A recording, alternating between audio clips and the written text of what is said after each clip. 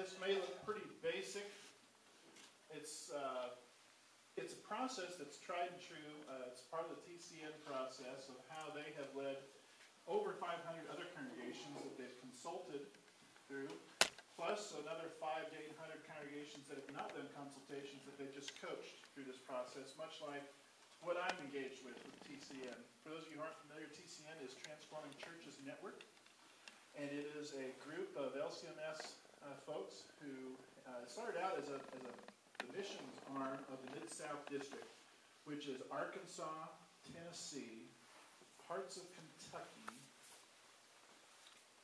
or maybe it's just Arkansas, Tennessee. Anyway, it's a big, long district, and Terry Timmons was serving that district, and then it got they were having such good reports from their congregations and successes in congregations reaching out in their communities and becoming revitalized and excited for the mission and ministry of the church that they were picked up then as part of the Ablaze program under President Kieschnick's administration.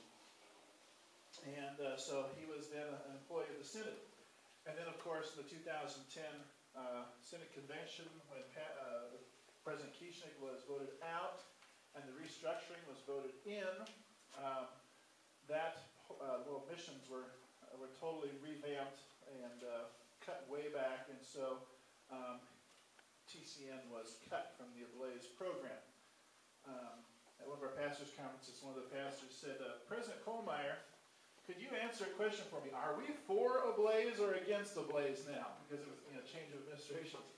And President Kieschnick kind of got this funny grin on his face. He said, well, if you mean are we for sharing the gospel with 100 million people?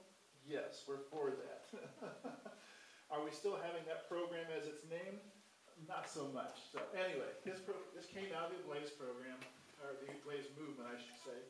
And then with the restructuring, it was then spun off then as an RSO, Recognized Service Organization of the Synod.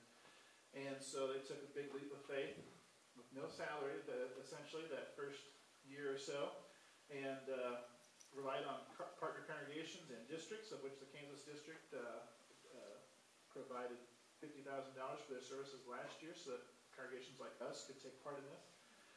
And they've agreed to contribute some more to them this year in 2013, as well as a bunch of other mission agencies. You should know that our district, since the national missions budget was basically axed, all it does is pay for overhead now. All the missionaries have to raise their own funds.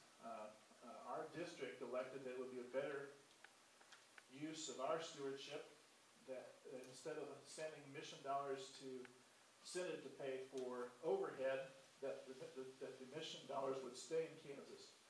And so through TCN, through the U.S. Center for Rural Missions, a number of other, Luma was a big beneficiary of some of those mission dollars.